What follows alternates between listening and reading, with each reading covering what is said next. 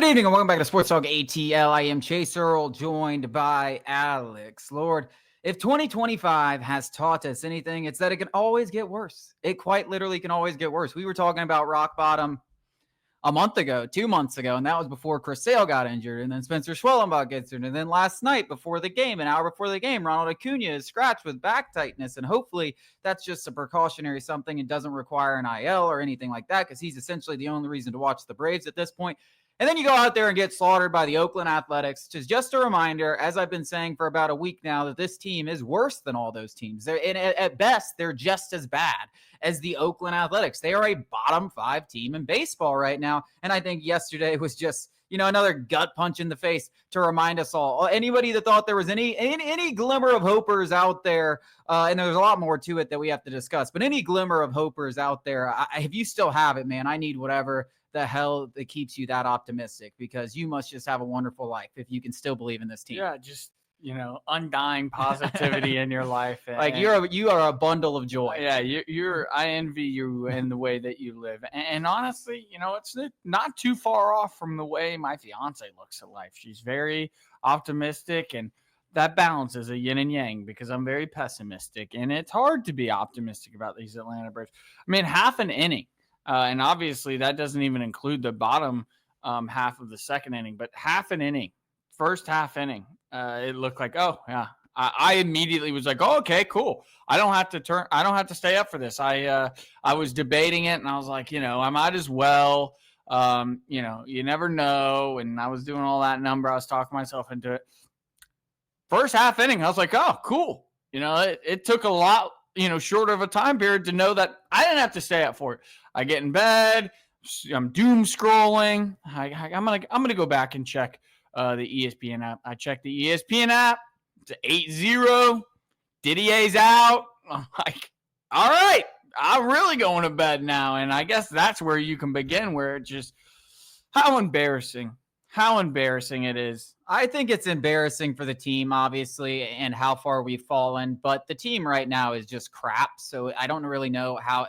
I mean, especially when you look at this rotation, the guys that are starting every single day, it just felt like it was eventually going to crash with this rotation, especially with all those guys getting injured. And the offense has been as embarrassing as possible, essentially the entire season. But I really have a bone to pick, and I know I'm going to go back to the hammer that I go back to, which is Alex Anthopoulos. I'm beating a horse here, but he's not dead yet, because he's still the GM of the team. So I can keep beating the living horse, which is Alex Anthopoulos.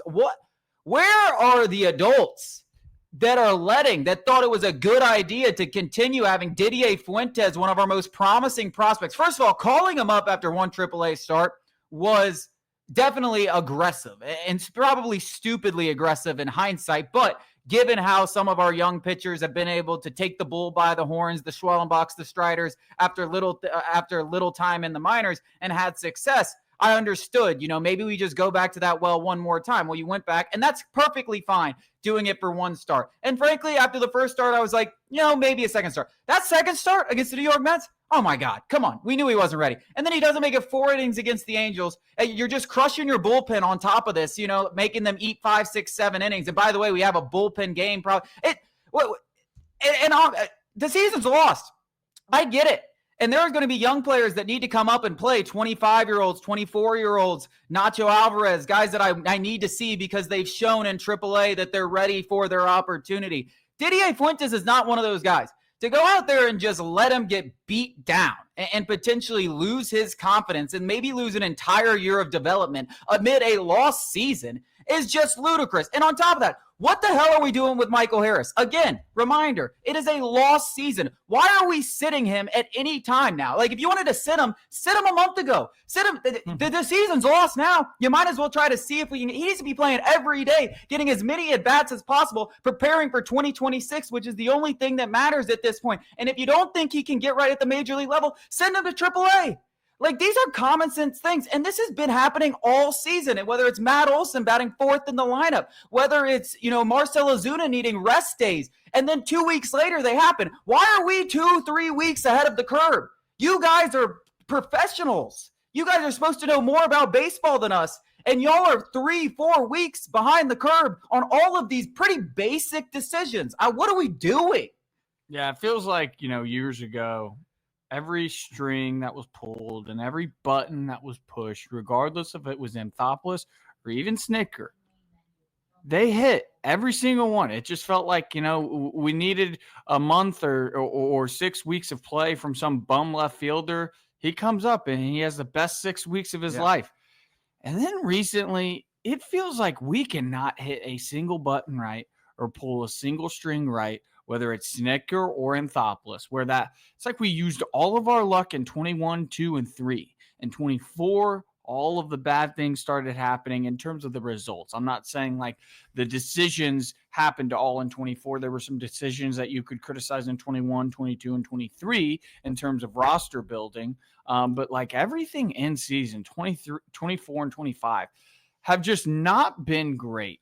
I saw it today, and I know this is completely off base, but I'm just trying to, make my point. As I saw somebody going like, how could the Braves have known that, all of their starters were going to go down from the opening day? You know what they could have done instead of giving Ian Anderson a shot to make this roster when it was abundantly clear he was a bona fide scrub, is bring in a major leaguer who could just eat innings at the back of the rotation and keep AJ Smith-Shawver and Gwinnett. Because guess what? While this season may be a little bit more extreme than other seasons, this team is acutely aware that starting pitchers are going to go down, and they're going to go down for an extensive period of time. There has not been a single season in recent memory where we have not had a pitcher go down for either the entire season or, 6 to 8 weeks of a season. So, that's just my point where like, yeah, all the pitching injuries have built up over time, but it's also like,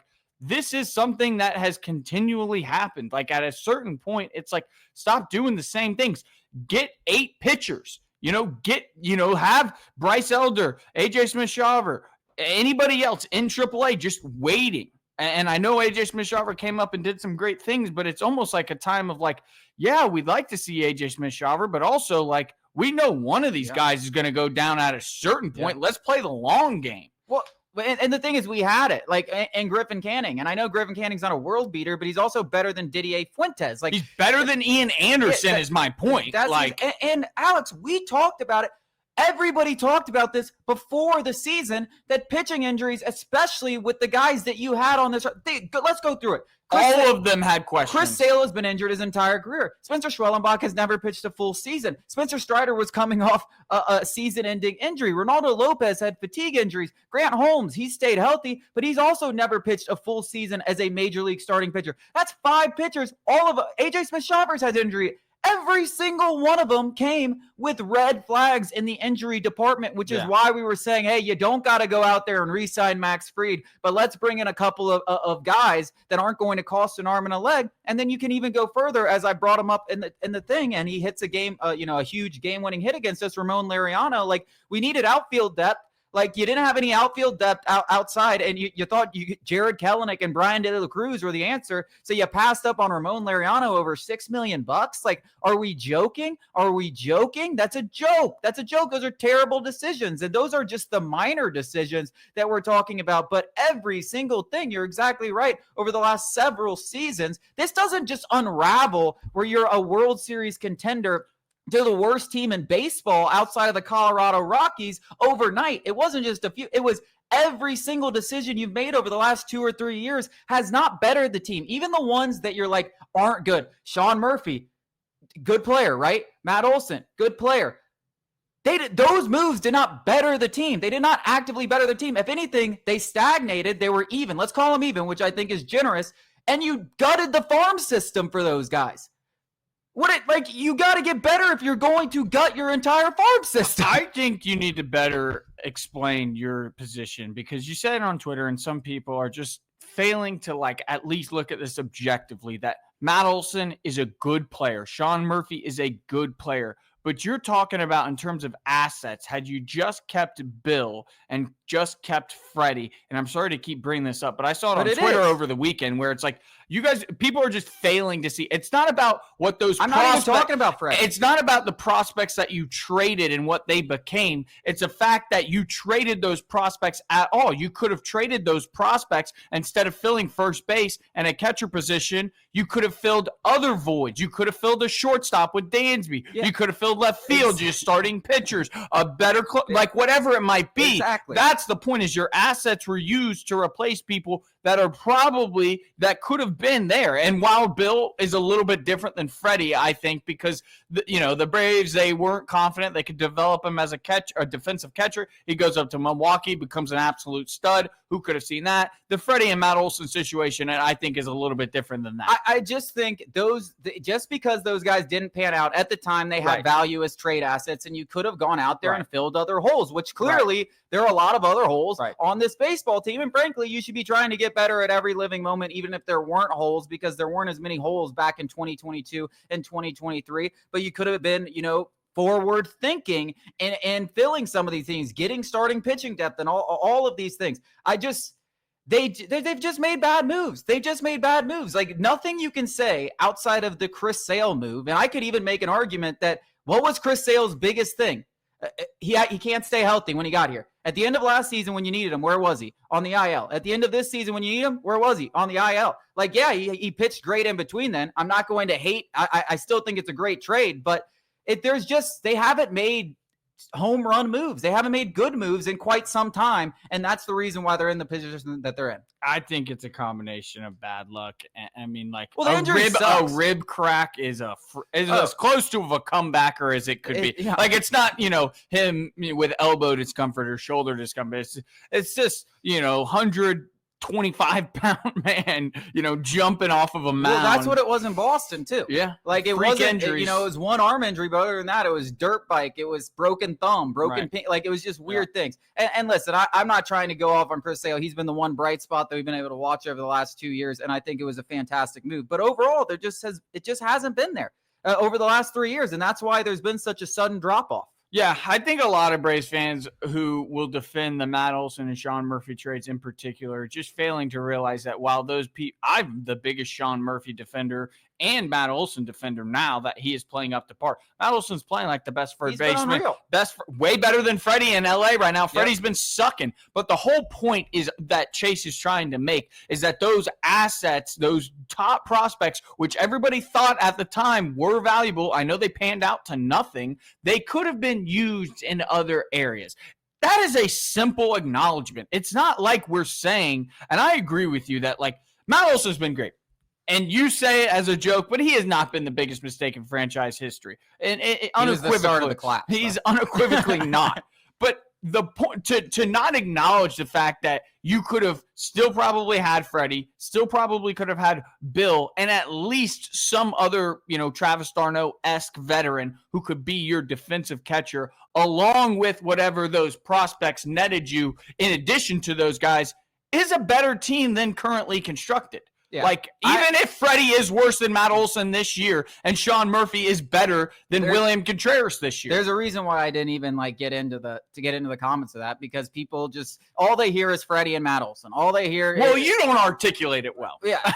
Well, dude, it's Twitter. Yeah, you can't articulate your point. Do you want me to write why don't you go read my website? I talk about it there all the time. I'm not going to sit here and write a 700-word essay on there just for you to understand it. I think we did a better job saying it here, but I think there's a point. It's just been bad, and hopefully there is a way out of this, but it's a tight window now.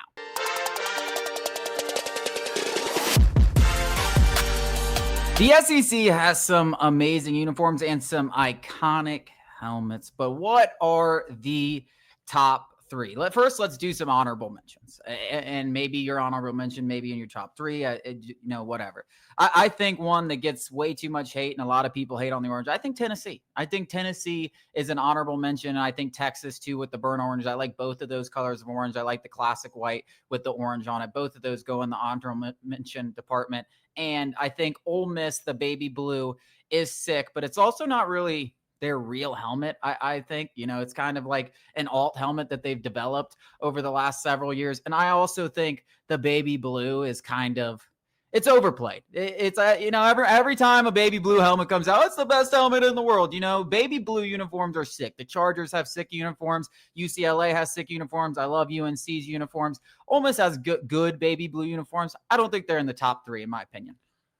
My head's spinning right now because I think you've got to delicately balance the classics with some new.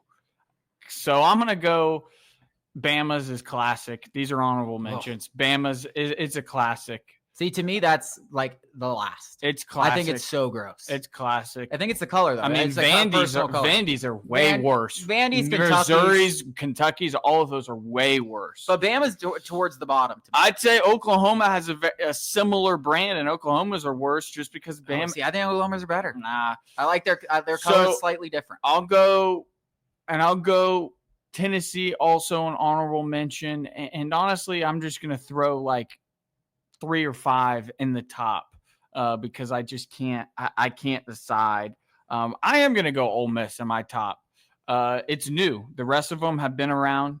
I just think that powder blue isn't overplayed because only a few teams are able to do it. Only a few teams. LSU can't just bring powder blue out. Just wait. Yeah. They brought out some weird unis. They Florida can't. Auburn can't. It's just a specific brand.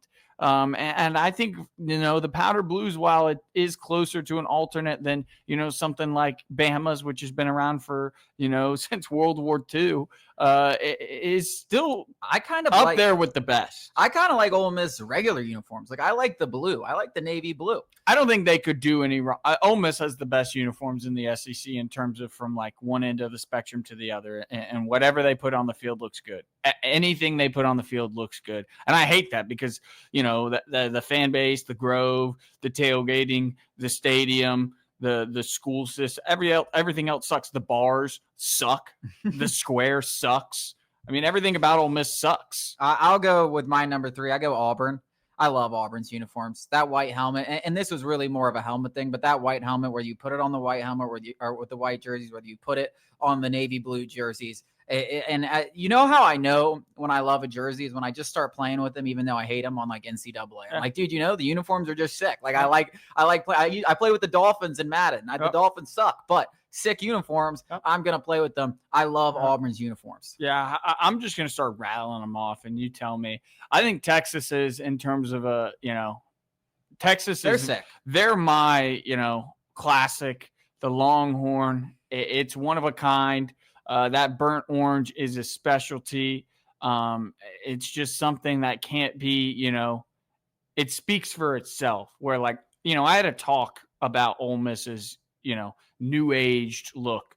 You don't have to say anything. Everybody knows what the Longhorn is. Everybody knows what that burnt orange is. And it'll always be classic and it'll never change either. Yeah, and number 2, I have LSU. I really don't like, especially being an LSU fan, I don't like that they occasionally they have they do a lot of nuanced jerseys. They like to mix and match. They like to listen. Give me the classic. Give me the classic. It's like the Yankees. Like that. It's like you got the pinstripes. Like when you do the white with the yellow helmet or wherever you want to go, that is a sick uniform. There's no reason to wear anything else. I understand why they do it. When they put the white cap on, it looks their white helmet. So is the pretty purple sick. with the white helmet is sick. Like listen, they can do a lot of different things. Some of them have been hideous. That mustard yellow they wore back in the day was one of the grossest things. And I think one of the purple with like a silverish helmet. Didn't like those. So they mix it up a little too much. And I think in their big games, especially, just go to the classics. Stick with the classics. The white with the white at home is something you don't see very often. Yeah. And the white jerseys at home with the I yellow do the helmets. Purple with the white helmet though too. The purple jersey with the white helmet and the white pants is a close second, honestly. I think the Georgia Bulldogs. The red, and especially, I don't know if they still do the bones. They don't, do they? But I loved the bones during the Mark Rick era with the bone stickers. Unbelievable. And honestly, Georgia, I know a lot of Georgia fans want the alternate uniforms and things like that. But like classic, you're closer to, the Bamas, the Oklahomas, the Texas than you are the Ole Miss. I think you should embrace that fact. Yeah, I agree. I think the white, because when you did try, you remember those gray ones? Yeah, I mean, they've done some. Talk about ones. falling on your face. The blackout one was cool when they did that against Auburn, but that's got to be a rare situation. I think their road uniforms when they were the white with the red Georgia helmet is absolutely sick. The red on red's good too, but I really like the white on. My number one though, and I hate him. I despise him. I think their coach should be fired. I love Florida's jerseys. I love them. The cursive gator.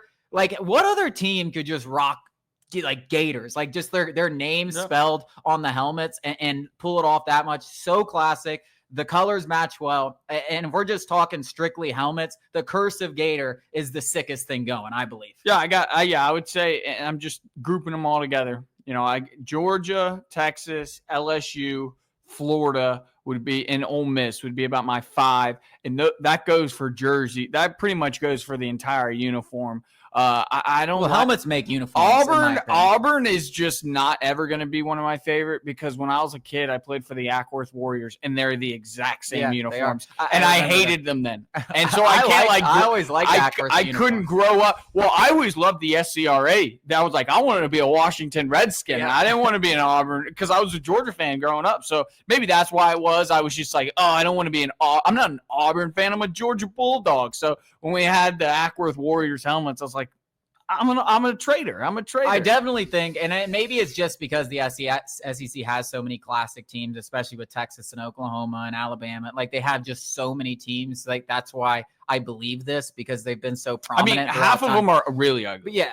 Mississippi another State, one that we did. A&M, Kentucky, another one we South Carolina. Don't say South Carolina. I was going to say it. South Carolinas are sick. Ugly. South Carolinas are sick. The Gamecock helmet. If you're just talking helmets, I like the Gamecock helmet. I would put them in the honorable mention. They don't make it, but you have 8 or 9 jerseys that I really, really like in the SEC. Me too. And frankly, it's not that I don't like it. I think it's just the maroon. Like, I just don't like that crimson maroon color that you see. It's not maroon. Arkansas. Don't say that. Oh, well, you see that. Yeah, but the crimson with Oklahoma and all those, like, they just same thing. They just don't do it for me, but I understand a lot of people do like those classics.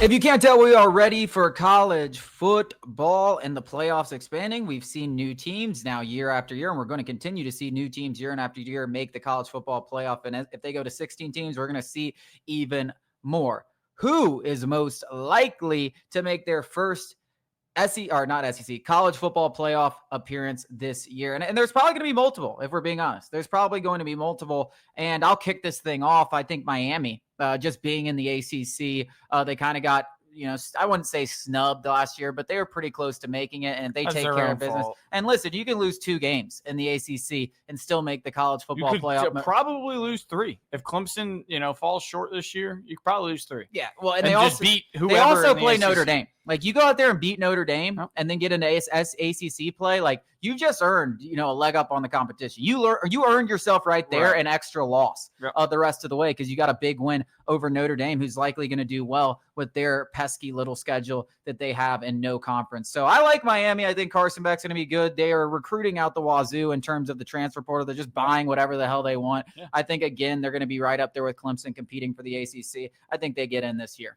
Yeah, I think Miami is a pretty safe bet. This is from Joel Klatt's 10 most likely. One I don't see on here, I'll stick in the same conference, is Georgia Tech.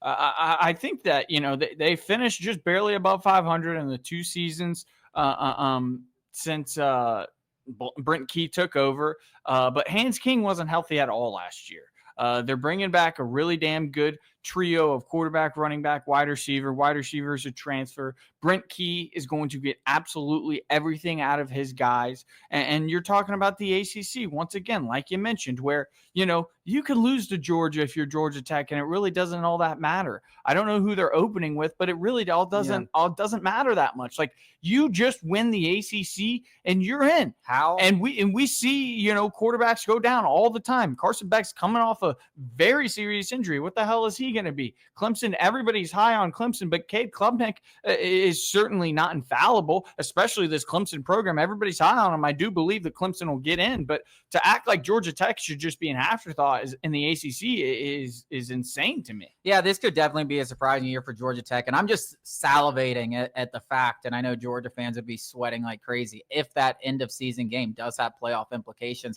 Everyone talks about rivalry week being kind of dead, and you don't get this. It certainly has been dead for the Georgia Bulldogs for a while. And listen, it'll be dead maybe to Ohio State and Michigan, but it's not going to be dead in a lot. There's going to be other rivalries that will kind of emerge that of these on the cusp teams that where it's like now Miami and Clemson just becomes a massive rivalry because they're playing. I can tell you right now, LSU has to beat Oklahoma in that final week to get in. Like that's going to become hell. We're sitting with 2 losses and we're 9-2, and it's like, oh yeah, we should definitely beat them. We're double-digit favorites. It's like I'm sweating. I think one that everybody's sleeping on, and Joel Klatt has them as number 2 here, and I think they got a great chance of getting in as Ole Miss. I mean, Austin Simmons came in against Georgia, and he didn't miss a beat, led a touchdown drive, and I understand it's just one drive, but to come in to that kind of game with that kind of playoff implications against such a good defense and look like that, and then you have Lane Kiffin, a guy in the system that Lane Kiffin has been, coaching up. I think it could be a seamless transition from Jackson Dart, who wasn't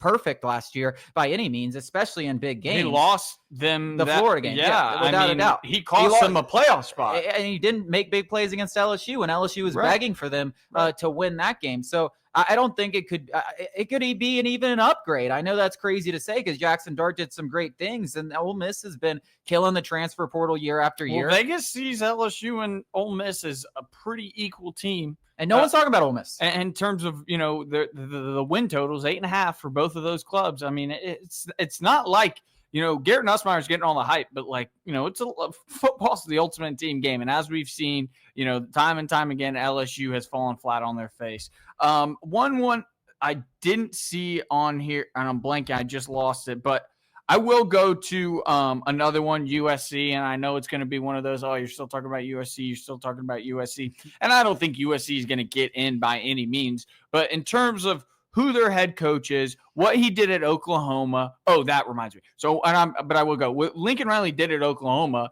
is very doable at USC with the recruiting they've been doing. And again, the defense is a big talking point, especially now in the Big Ten. But just as we just saw Indiana go on, have no business being in the playoff, but they deserved a spot because of their record. Obviously, they go on and play and get their, they get ran off the road. But I don't see, Kansas State is the only Big 12 team I see on here. And I think the Big 12 is going to have somebody come out of there where you only have to win your conference. Like, that is the only thing. Like, I'm not saying Colorado is going to go and do that, but just go look at the win totals of these BYU. BYU's never been in. Texas Tech spent a ton of money. I'm sure the top 5 or top 4 of the top 5 in the Big 12 have not been to the playoff. Maybe none of them. I don't know off the top of my head, but you have to put in the conference champion. Yeah. So for only one, you think that Kansas State is the only Big 12 team that's capable of winning that conference? I'll give you one that I think will win the Big 12 this year. It's Baylor. There you go. Any Big 12 team you think is going to win that conference is going to be a first-time playoff Baylor, Sawyer Robertson is a stud. And you saw it a little bit against LSU, and I know LSU just ran him out of the yard because, Baylor couldn't stop a nosebleed, but that doesn't really matter. No one can in the Big 12.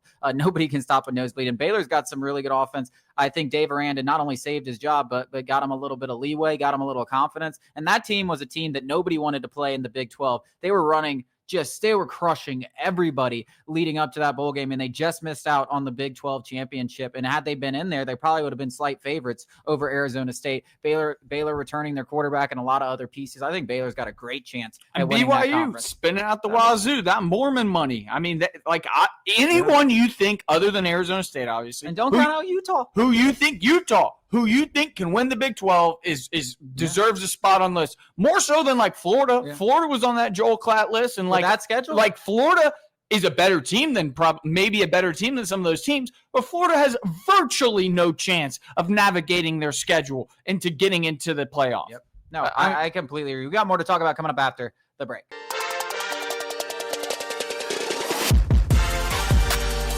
College football always has polarizing figures, from coaches to quarterbacks. They just come and go, and there's always guys with personalities because they let you do that. Conference commissioners. Yeah, they let you do that at this level. So in the 21st century, who is the most polarizing college football figure? Coach, quarterback, most likely what most people are going to choose of the 21st century. I'll let you go first if you want to go first. I've got two in mind, so I'll defer.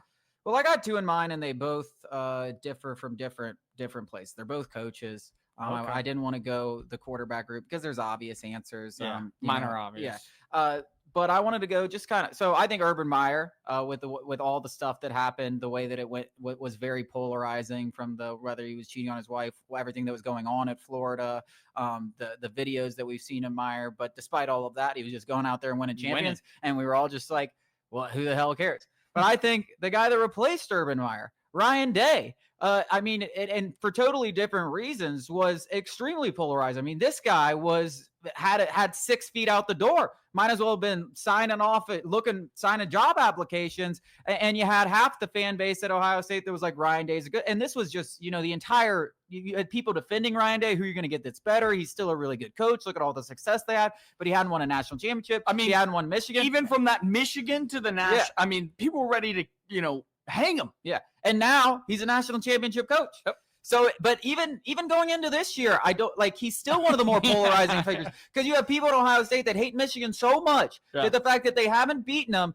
they don't even care about the national championship. They're still like, you don't beat Michigan this year, I want you gone, even if they're a year removed. So I think he's a very polarizing figure, especially in his own fan base. Yeah, I've got the two most obvious. And this whole segment's from Chris Marler. He's somewhere in Louisiana 104.5 with Matt Moscona. And I like him a lot, but he said that Arch Manning's the most polarizing character player in the last 2 decades or whatever, and that's blasphemy, pun intended. Tim Tebow is by far and away, and my number 2 is on the opposite end of the spectrum. Tim Tebow, religion will always be polarizing, whether you are a staunch believer or a staunch denier, or you just find it annoying, you just want to watch football, or that you love it, and this is what kids need to grow up and be, or you think it's cheesy and you don't really believe them. Whatever your opinion is, everybody had an opinion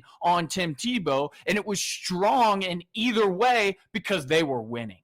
They were winning, and he was the best player in the country for pretty much 2.5 seasons. And whether you loved him or hated him, you had a strong opinion on him. Other end of the spectrum, exact other end, Money Manziel. I mean, you either loved him or hate him. And that one was different because it very much felt like you were either old or young. If you hated him, you were probably over a certain age. And if you loved him, you were probably under a certain age because, you're a young, dumb idiot and he's got all that cash in his hand and he's like, I can't effing hear you. I've got too much money. I mean, those two guys right there. I think you can also throw Cam Newton into that bunch because he had gotten kicked off for stealing a laptop or whatever at Florida. So obviously people have a negative opinion about him. But in my opinion, there was never a more clear and obvious situation where Auburn went out and paid a player than Cam Newton. Like, it was just so obvious. Like, everyone knew that Cam Newton was making $500,000, and we were all just like, well, he's really good at football. We're not going to. And even the NCAA knew it. Like, they knew it, and they just were like,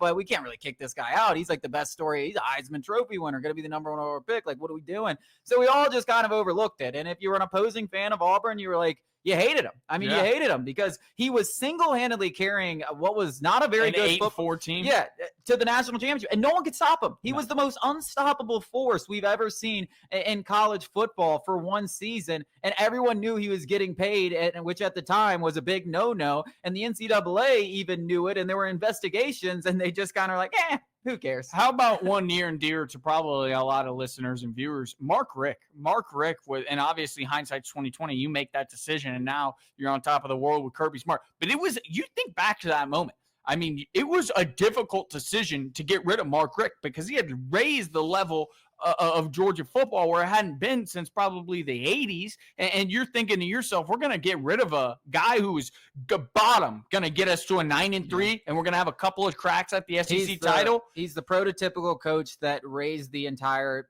feeling around a program that wasn't anywhere close to there when he took over, and really put Georgia on the map, but just couldn't get it done. For Kirby to take it to a whole nother level. It was the greatest relay of all time. Right. You hand off the baton, and that's what happened. We got more to talk about coming up after.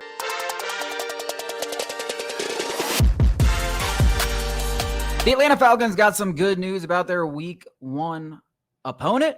The Tampa Bay Buccaneers will be without all-pro left tackle Tristan Wirfs. Now, this is unbelievable for a few reasons. He's obviously one of the best players on their team. You want to start off with a week 1 win, but it's also going to give us a real opportunity to talk about the thing we've been talking about all offseason, which is these new pass rushers, the Jalen Walkers, the James Pierce, the Leonard Floyds. All of those guys are going to get an opportunity, a much brighter opportunity to sack Baker Mayfield. And who do you love to sack more than Baker Mayfield? The cockiest guy. I love him, but cocky as hell, especially when you're playing against him. So big opportunity for the Falcons to show off all of their new shiny toys that they have across the defensive line and get a win in week 1 against their biggest threat in the division. Another polarizing cat, Baker Mayfield, during his time at Oklahoma. For sure. Missed right that there one with Johnny and all of that. Tristan Wirfs, I mean, 3-time All-Pro, 4-time Pro Bowler. Literally, I mean, he has an argument as the best left tackle when Trent Williams isn't healthy. I mean, he is a stud among all studs. It's a big reason why Baker Mayfield's been so good. Baker Mayfield was underutilized in Cleveland, but that protection he's had in Tampa has been A1 since he's gotten there. Obviously, Mike Evans and Chris Godwin has helped as well, but hasn't hurt. It hasn't hurt having great protection. This is great for the Falcons. I mean, this is exactly what you want, because it is the one at home, too, where we got to win this game. We cannot lose a game, first of all, season opener, in a division game, and it's our division game with the Tampa Bay Buccaneers. It's in Atlanta. You have got to win this game. You've got to start the 2025 season off on a hot note, and there is no better way to kick off a much-anticipated pass rushing season when their best offensive lineman, maybe best players out. Sign me up. I'm ready. Yeah. I am absolutely ready for this season to start. We got one more segment coming up after the break.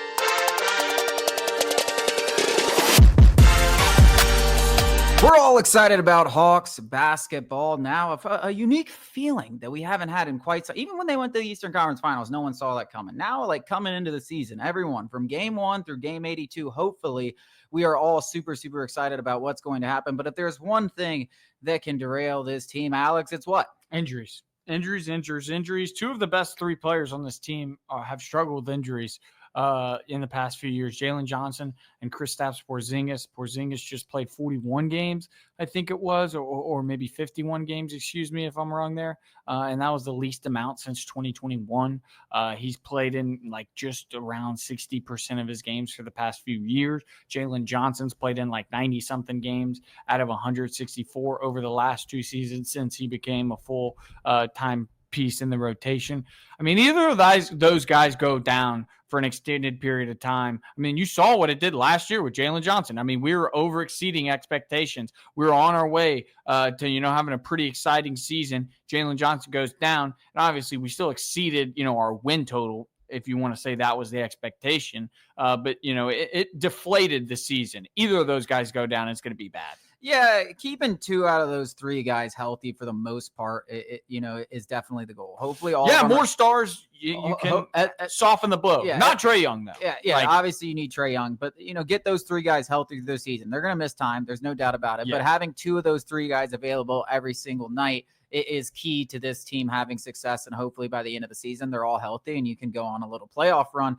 And that's also why I think the biggest need for this Hawks team before the start of the season is a backup, either power forward or center. You do have 2 centers. It doesn't necessarily have to be a center, but getting someone in that front court rotation that can add, because one of those guys is going to miss time. It is just a proven fact with Jalen Johnson and Kristaps Porzingis, and both of them are probably going to miss a little bit time. Hopefully not at the same time. Hopefully they just do it at different times. But you've got to play some partner golf here. That's why I thought bringing Larry Nance back made a lot of sense. I'm sure they tried. And in that same breath, in terms of backups, Kobe Buffkin. I mean, he looks like those are the 2 areas they need. He's in line for right now, at least, to be the backup point guard, and that guy's played in 27 games out of 2 seasons. There are still some veterans available where they won't sign for a lot of money. I expect them to bring in at both of those areas. Those are the 2 areas I expect them still to add. It's not going to be anything crazy, but those to me are just so very clear. That wraps up our show. Thank you guys so much for joining us. We'll be back with you tomorrow.